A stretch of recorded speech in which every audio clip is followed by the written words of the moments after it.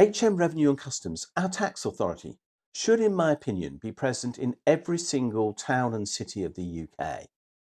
But it isn't. When I started work as a tax practitioner in the 1980s, there was literally a tax office for almost every London borough, and every single town and city of the UK city had one or more of what were called tax districts.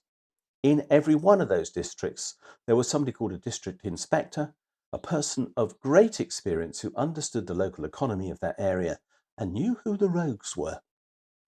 There was a great advantage to having those officers. The knowledge that those local tax inspectors had let them identify which accountants could be relied upon and which couldn't, which people were by and large reliable and those who seemed to be spawning lots of dubious businesses.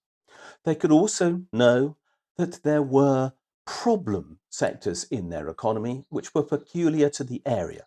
For example, in a fishing port, there will be a particular problem with fishing boats, unsurprising, and they could have expertise in those in a way that, well, another area would not.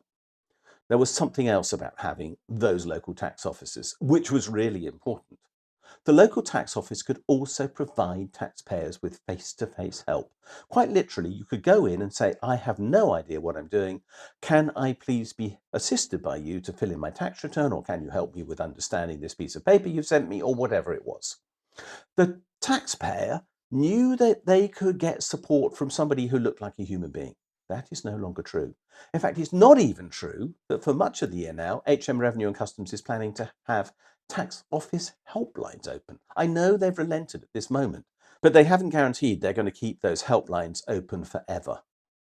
So what we've moved to is a situation where literally the revenue was seen to be present in the communities who were being expected to pay tax and was there to provide people with assistance so they could do so, to a situation where now the revenue is in around 14 large offices around the UK, and some people live literally hundreds of miles from tax offices.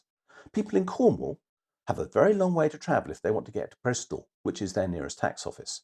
People in the Shetland Islands are nearly 400 miles from their nearest tax office in Edinburgh or Glasgow. Now, those are extremes maybe, but it's also true there isn't a tax office in the whole of East Anglia. There isn't one in North Wales. This is ludicrous. People can't get help.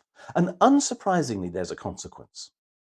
Over the last few years, we have seen the amount of tax going unpaid by small businesses in the UK skyrocketing. 30% of the tax liabilities now owing by small companies in the UK aren't paid. That's according to the Revenue's own figures.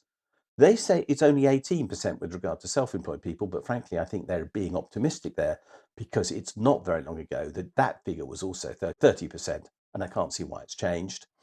So vast amounts of tax is not being paid.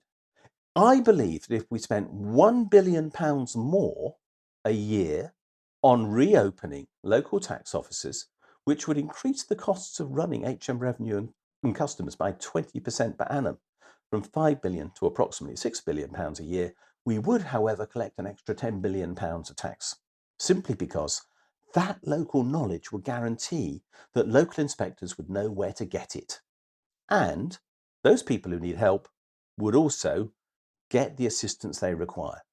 Why wouldn't you spend £1 billion to collect 10 billion extra pounds in tax? That's my question, and I don't understand why they won't do it. It's time the revenue was seen back in our towns and cities